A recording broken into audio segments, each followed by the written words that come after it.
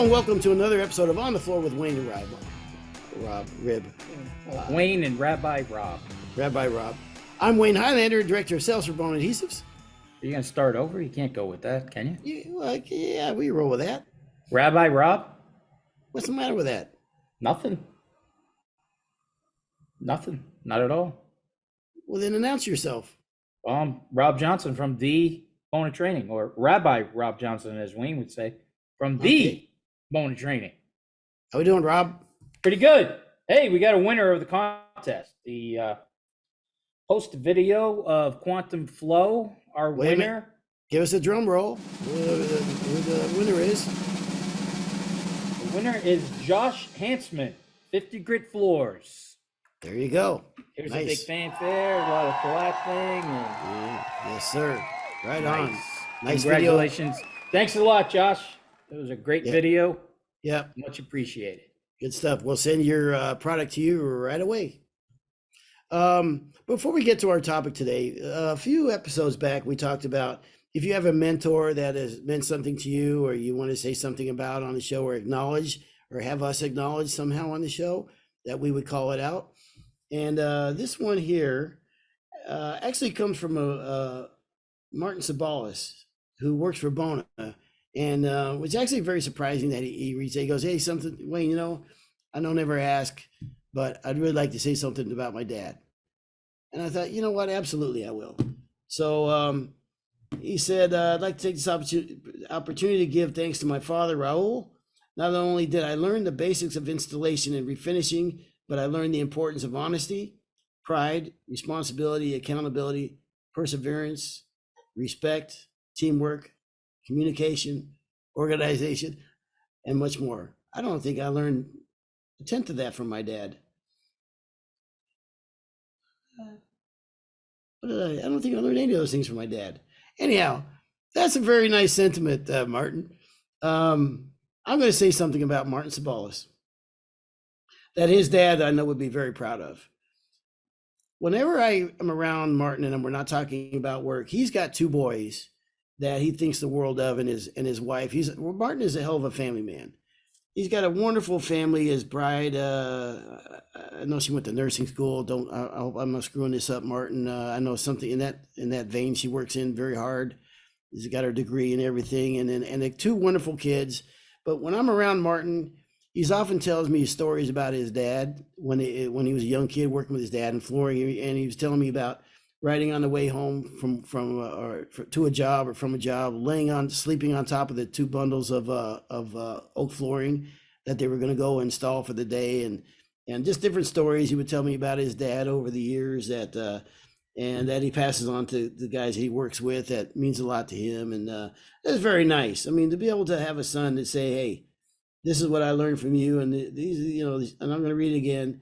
Not only did I learn the basics of installation and refinishing, but I learned the importance of honesty, pride, responsibility, accountability, perseverance, respect, teamwork, communication, organization, and much more. That's a very nice thing to say about your dad there. Boy, I'll tell you what, and anybody who knows Martin, yeah, that's him. Yeah. He literally described himself. Yeah. That's an amazing tribute to his dad. Congratulations, Martin. Yeah. That's awesome. Yeah, very cool, and happy to pass it on to Mr. Sabalis, sir. You got one hell of a kid there, man. One of the hardest working kids in this business. He's a kid to me and Rob. Hardworking guy. Whenever I need to pick somebody's brain about the business, a lot of us call Martin for that reason. He's really emerged as a leader for Bona, and really somebody I really admire. He's a young guy, but I really admire his work ethic, and so yeah, pretty cool tribute to your dad.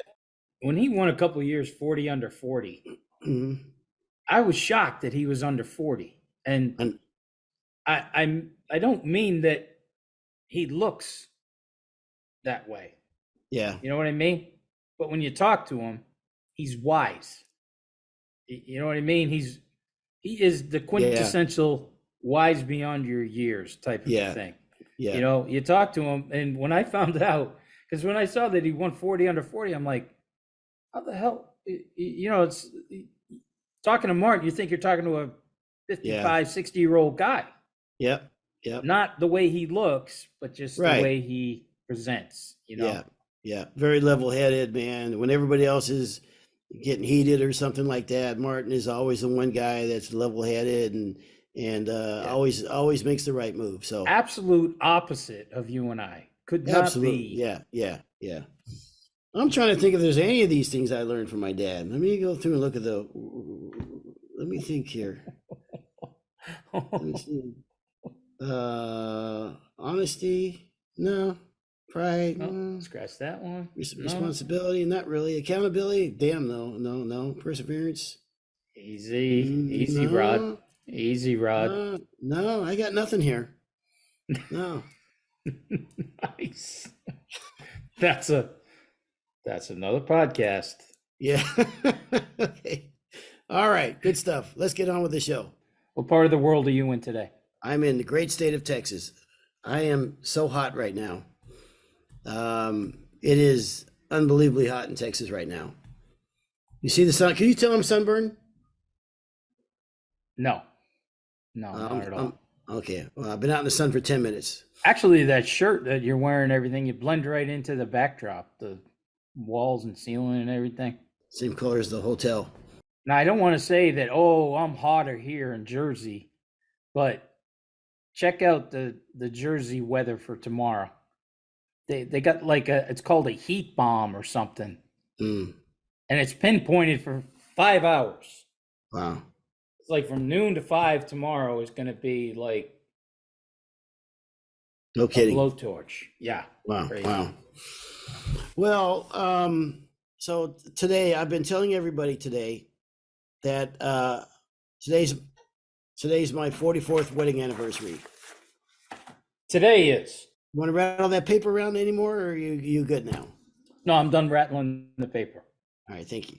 Today, as I've been telling everybody, today is my 44th wedding anniversary, and blah blah blah. And I talked to Judy today, and she reminded me that's only our 42nd wedding anniversary. So today's our 42nd wedding anniversary, and way to stay on top of that one. Thank you. Now, do you count the years you were dating? Maybe no. People do that, but 42 years, you don't count the day you're dating. No. Well, right. That's kid stuff. So it's 42. 42 years. Yeah, 42 years. 42 years. Yeah. So when did Judy get sainthood? When did that happen? Yeah, but that had to be like year 22. Yeah, about that. Yeah. Mm-hmm. Hey, I'm an easy guy to live with. I'm really easy. Yeah, I bet you are. You're a gem. I am. Thank you. But I thought I would celebrate today by being in the distributor flooring warehouses. And I'm in Texas and she's back home in Tennessee, so I won't see her for a few days. But it started me thinking of how many flooring contractors and floor mechanics and people that have spouses that are in the industry that work with them and help them, and how fortunate we are. Sometimes like my wife at the beginning of my business would help me out. There's other spouses where the wife is running the business, and the husband might be do the installing or the estimating, but the wife is running the internal parts of the business, right? In my case, when I started the business, Judy was a massive help to me. Dropping off material or helping me vacuum or putty, whatever. She used to say she was the putty queen because I'd have her come over and help. 5/16 floors, man. You're puttying every nail hole. Linseed oil putty with DAP linseed oil putty and the colors. And now, then as the business went on, she got away from it and did her own thing. But how she started her own floor company and yeah. I said I could beat this guy. I can do Yeah. so much better. Yeah. You know how Yeah. slow he is. No, but and then how instrumental and thank God for our spouses sometimes that are so like, even when Judy wasn't involved in the business, just to come home and be able to talk to your wife about the business, about the day, you know what I mean? And if I didn't have that, I just wonder how much tougher that would be. I always think about single guys. When you're married, you've been married for a long time, and you got single guys on the job.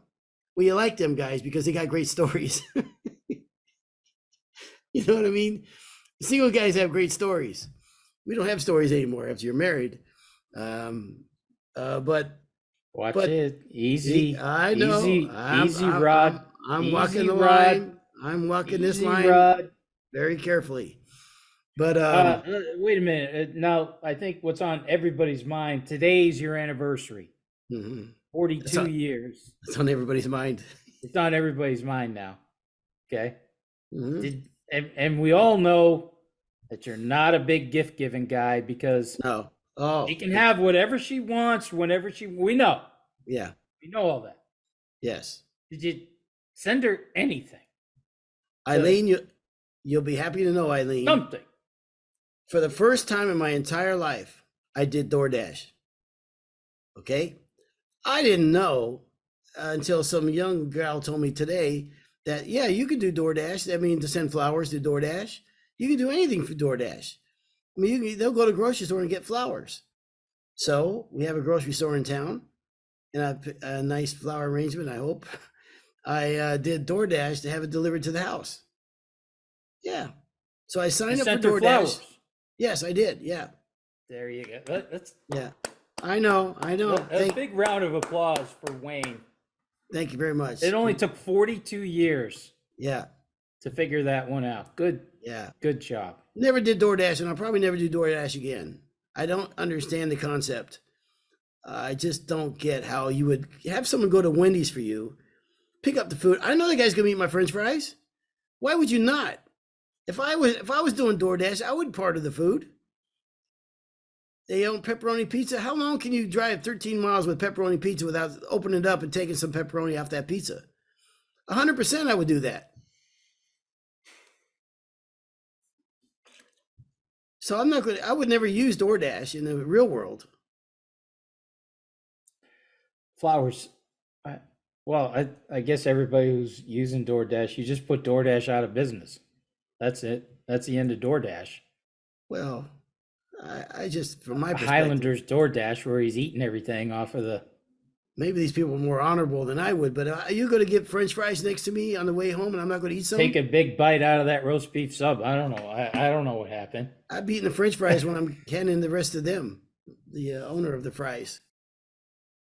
So, but You know the craziest place I saw DoorDash? Hmm. I was working at a distributor. I was doing a demo day at a distributor in Queens. And the DoorDash guy came into the distributor and said, pick up for Michael's or whatever. Yep. And the guys at the counter said, yep, here it is right here. And a couple cases of traffic, some sandpaper, some this and that. And I was like, what the? Yeah, I saw that too. I said to the guy at the counter, I go, DoorDash? And he goes, oh yeah.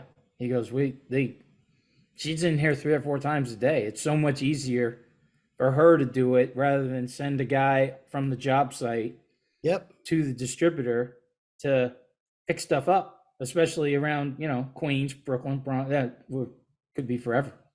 Brilliant. I think that's brilliant. Brilliant. So what sense? Yeah. Because how many times when you would say to your brothers, when the 3 of you are busting your ass and you say, hey, I got to go to the hardware store and get some linseed putty. Yeah. And you'd stop and you'd have a drink and a coffee or, a sandwich, bring nothing back for your brothers. You're true. They knew you were screwing them. They knew. Yeah. Yeah. You just can't eat stuff like Fritos because they'll smell that. You got to be selective. You got to be smarter than that. Maybe you could put up a list. Chris can put up a list on the website of what the do's and don'ts of what you can eat and get away with when you're out sneaking around. Yeah. when you should be working. But I'm not alone in this. I was so grateful for my wife for all the stuff through all the years of helping with the business. And the tangible, but also the stuff that you can't put a price tag on, you can't see, the helping you out, or even emotionally, just talking through stuff, or just someone to commiserate about what's going on or what have you, or the times that we didn't get paid because my guys got to get paid first, and so the amount of times that checks didn't come, and then you have to pay everybody else all your bills, and then you finally your check comes, and it rides through all that with you, and doesn't they don't sometimes get the credit. Um, I just think that I'm not alone on this. I know I've been around a lot of other guys, really good contractors that their wives are so involved, and just you would just watch the interaction with them. I was down with Willie Short down there in Louisiana, and watch his wife and how great she is, and you just know that the whatever magic they have, and how well it works, and how lucky we are to have our spouses in this trade. And I don't think they get enough credit. And I say again, male or female, because a lot of times the ladies running the business, and if not for them, the guy would be, it would be probably be working for someone else. So, and I know your wife, God, I can't even imagine the stuff that she's had to put up with, the years of you failing, and then barely making it, then failing, and then getting off the ground, and then failing again. I don't know how she's put up with it all the years.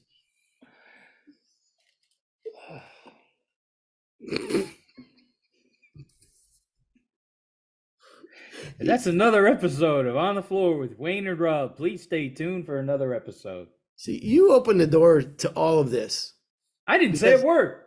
All of it. You started all of this. I said nothing. When we first started doing the podcast. But the whole time you were, oh, the women, the what? And I'm thinking, Pauline was zero help. None. Oh, I can't believe none of that. Oh, she was, oh my, listen. She has her greatness, okay? Work in the business, that was not one of them. Really? Yeah. But, I came home for supper one summer night. I had supper, and I said, I got to go back and code a job. So, I'll be back in a few hours. Mm-hmm. So she goes, oh, you want me to go with you to help? And I'm like, no, I'm good. I'm okay. And she goes, no, please let me go and help. So it was hot. It was muggy. It was oil-based poly. It was just misery. I didn't want her to have to be a part of it, but anyways, there she is. And so she's cutting and sweating everywhere and cutting and, kind of complaining a little bit. And the whole time I'm thinking, you asked for this. So then we're in like the last room of this colonial, center and entrance colonial. Mm. So I said, you're good. Okay. You're good. Go take a rest. Go take a break. I'll finish up here. Thank you so much for your help. So I come out the door and she's waiting for me sitting on the stairs. So I looked at her and I said, there was only one way to get on the stairs. Go around the house, in the back door, up, and then down. Mm-hmm. Okay? Or walk through wet finish. Oh, no. So how does she not know that? So I looked at her and I said, hey, how'd you get over there? And she goes, I what? And then she started crying. And I'm like, don't worry, don't worry about it. I can fix that. Okay. Don't worry about it. I mean, I was supposed to be done, but I can come back tomorrow and fix everything. Yeah. Yeah. Wow. So now I'm doing my own house. Years later, I'm doing my own house. I didn't ask her for help anymore. Okay. We know. Stay in your lane. So now I'm doing our own house. And she goes, I feel so guilty. You're doing all the work. Can I can I help? And I was like, sure. And I'm pulling water base. So I had her cut it, right? Mm-hmm.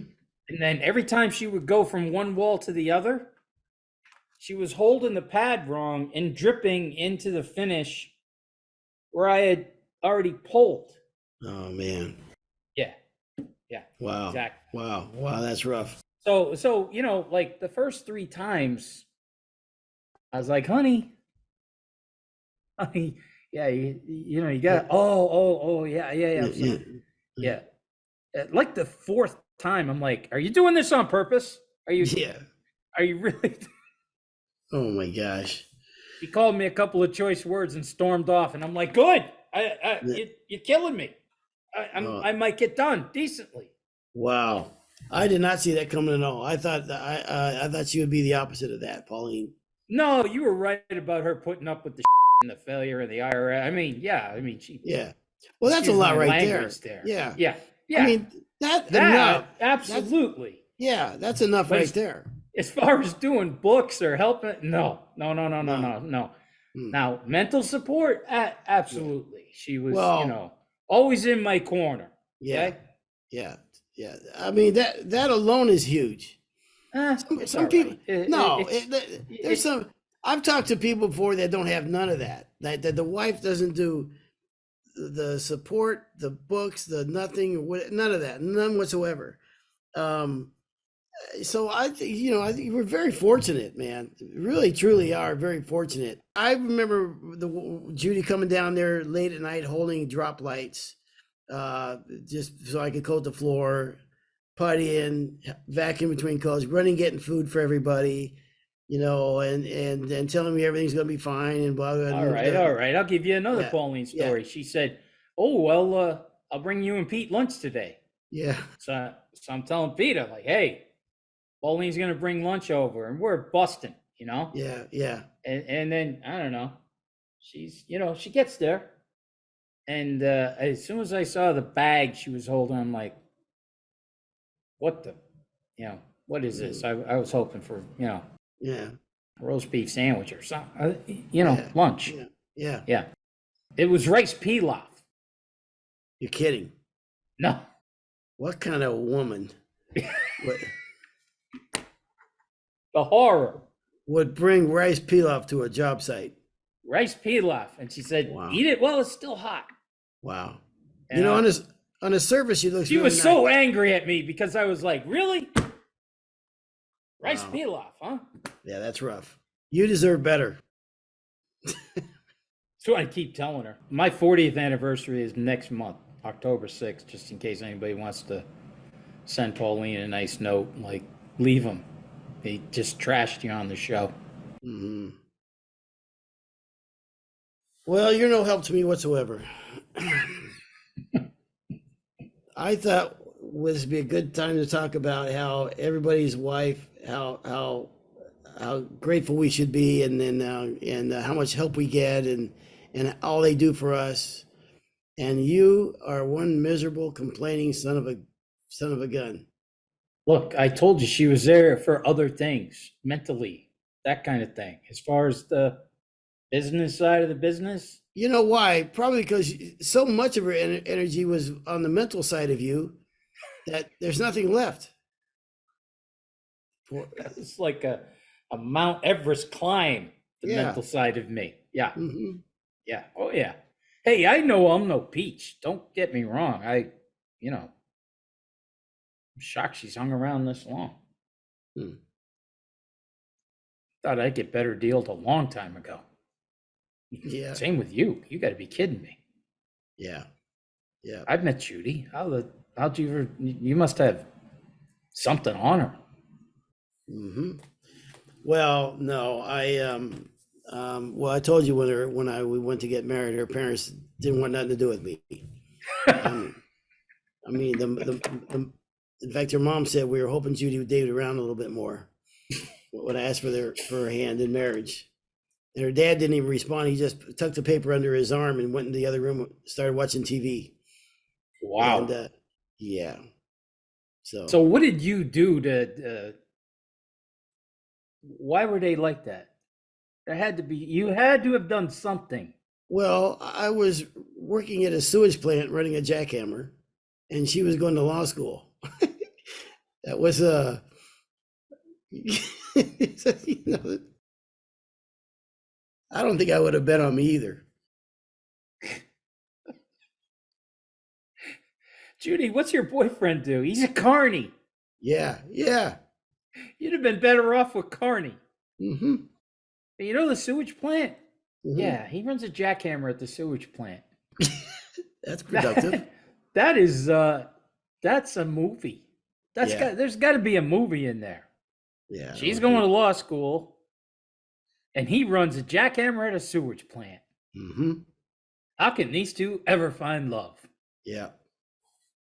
I'll tell you what, man. Eating lunch at a sewage plant is not a fun proposition. For the first month, I'd have to drive away from the job site, like 3 or 4 miles, to eat lunch. But a month later, nah, you eating sandwiches, you're watching the sewage go by, You're right. the dead You're right in the fish. thick of it. Yeah, yeah. So anyhow, How'd you ever get that job? I don't think I've ever heard that story. I was in the labor's union, and well, her dad was a superintendent, construction superintendent, and well, I'll tell you real quickly, I was just dating her for like 3 months, and I was telling her dad that nobody works hard anymore.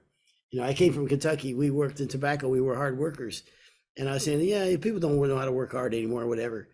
And he's not really saying anything, like, and just kind of looking at me. And so then he goes, I can put you in a labor's union if you want. You can work as a laborer. I said, all right, yeah, all right. So he brought me out or I drove out to the job site, and the guy, he says to this foreman, here's your new laborer. I want you to work his ass off and get rid of him. Is his exact words. And he turned around and walked away. They gave me a sledgehammer, and we had to break these concrete curbs all day long. And several times the sledgehammer would break, the wooden handle would break. I'd be all day breaking these curbs. And then I would just give me another one right away. Boom, give me another one. My hands would be bleeding, the blisters on my hands. So then when that was done, they put me on a 90-pound jackhammer. The jackhammer wasn't jackhammering down. We see you go by the road and someone's jackhammering down, you know, we weren't doing that. We were blowing out holes in a 90-degree angle with a jackhammer. They had to put pipes going through these holes, the concrete. They were like 30-inch diameter holes. We had to blow them out. And so they would start the compressor up. They'd run that jackhammer, they'd run that compressor, and I'd be jackhammering out these things. And the only time I would stop is when the foreman would turn the compressor off. He'd go, and that's how I knew it was time to stop. I just dropped the thing on the ground. And the foreman, every day he'd tell me, you might as well quit. You're not going to make it. You might as well quit. Literally every day he would tell me that. And he would stand behind me so where his shadow would be in front of me on the wall and watch me work. And I would go home at night, and in the morning I couldn't open my hands up. My hands for running that hammer all day long, and in the morning I couldn't open so I'd have to take my wrist and try to turn the hot water on in the sink, and I put my hand on the hot water, and I'd slowly be able to open up my hands, and start to close them, open them up, and close them, and I go to work. And that was my first year. He tried to get rid of me. Her dad tried to get rid of me, but I'm like a tick, man. I know. I'm glad that you didn't cry. I'm glad this wasn't another story where you ended up crying. No, what story did I cry? I never cried at any story. About 3 episodes ago, you told everybody you cried. I called you a crybaby. Oh, that's right. Yeah, I can't remember what. Yeah, so I was thinking, oh my gosh, if this is another him blubbering story. No. Can I ask you a question? So you're sitting with her dad. You want to date this girl. Mm-hmm. How old were you when you said people today don't work hard? How old were you when you said that? That was a bold move on my part. I was like 18 years old, 18 or 19.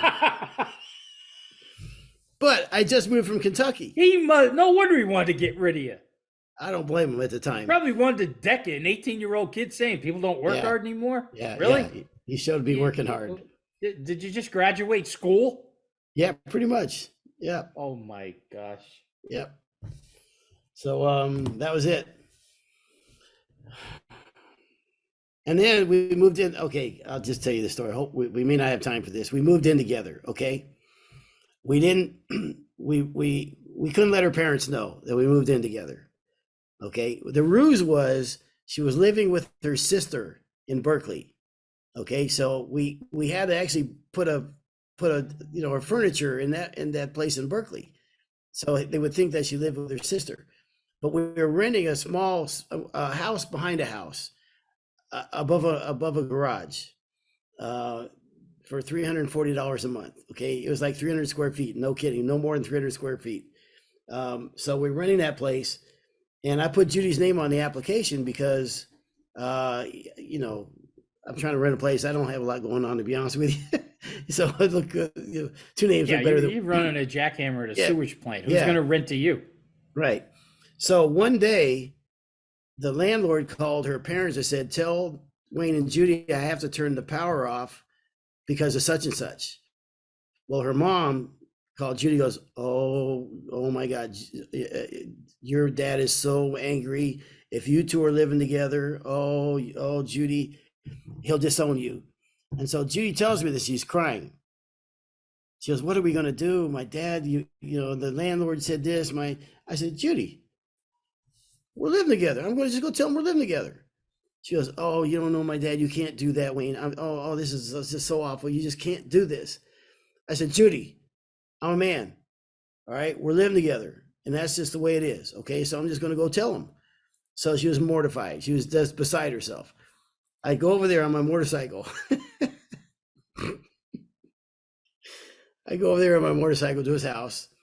I knock on the door. He opens the door, and he gets 2 inches from my face, and he points his finger in my face. He goes, "I got one question and one question only for you. Are you two living together?" And I looked at him and I said, "No." "What?" "No." "Oh my gosh, no, Tony." So, Mr. O'Toole. So I had to put her name on it because I'm a jackhammer sewerage guy and nobody would rent to me. Exactly what I said. So yes. I go back to the little apartment, and she goes, "What did he say?" I said, "You got to go live with your sister." So, so the there is no moral to this story. Well, here's the thing. Here's how raggedy this place we lived in. The people that own the apartment, they used to park their car into there. They had a Volkswagen. When they turned the Volkswagen on, the fumes would go up through the apartment, and with the smell from the carbon monoxide or the whatever, would almost kill you or rock you to sleep. Yeah, we lived there for like 3 years until she graduated law school. Yeah. So anyhow, 42 years later, here we are, and so I'm very grateful for my bride through everything we've been through, the ups and downs, and I'm beyond lucky. And so anyhow, that's that. 42 years. Congratulations. Yep. Thank you very much. I like to think that the reason why I told him that was half out of fear and half out of respect. And something, it became very great relationship with her dad over the years. And I like to think that towards the end, he respected me for what he was a very, very intelligent guy. He was a genius, a construction superintendent. Anybody that's ever known Tony O'Toole, that's ever worked with him, will tell you that's the smartest guy they've ever worked with. And I'll just tell you one quick story about him. What he told me one day when I was a stupid apprentice. I didn't know nothing. I really didn't know nothing. I just had a big, strong back, and I would work hard. And he looked at me one day and he goes,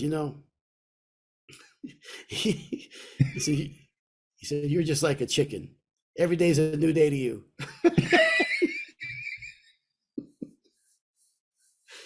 But when you're young, So it probably only took, it probably didn't take too long for this guy to warm up for you, 25, 30 years, and he started to come around.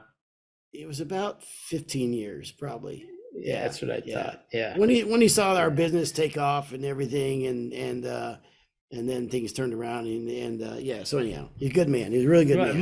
My in-laws didn't come around till I gave him a second grandchild. That's when all right, This is real. this is it. This is all she's gonna get. So yeah, that's what you're I gonna guess get. he's in now. So All right. Well, I guess I rambled on this podcast, so this is indulgent to me. I thought I was, I guess, very. You thought you were going to get a lot of help out of me on this podcast. I got nothing out of you. You got nothing. You were surprised, actually. I got nothing from you, big brother. But I do know this. Anybody out there that's been married for a long time, or has a significant other that has helped them in the business, that has gone through the ups and downs. I have a lot of gratitude for my wife. I'm very grateful. And anybody that's in the same boat that has had your spouse that, through the hard times and the good times and seen the business grow and whatever, I think that, maybe we don't mention it as some of us don't mention it as much as we should, how grateful we are. And so I guess that's all I'm going to say. Yeah, I don't know what else to say. I don't want to talk because I don't want to get emotional. You're waiting for me to cry. I know you, man. It's not going to happen. I'm just waiting. Come on. Happen. No. Everything she's been there for you. Like you can. Everything she's done for you. My God. Not going to happen. You can't shed a tear for that. No. You're not human. Yeah. Yeah. Everything. Look at where would you be without her? Yeah. Huh? I'd be all right. Tell you what, you wouldn't be national sales manager, adhesive sales manager. No way. Director of sales. Go on. You want to be selling floor kits in Japan the rest of your career? Huh? All work is honorable. Yeah. All right, guys. Yeah, everybody. Director. I am so sorry. Director. Yeah. Would you have had shot of floor of the year if you weren't her? Wasn't for her? Here it is. There it is. I'll be damn here. Yeah. There you go. Exactly. Yeah, absolutely. All right. Yeah. We'll end on that. So if you didn't have Judy, who would have cared about nobody? That Floor of the Year award? Exactly. I thought you were going to say, what would I have if I didn't have Judy?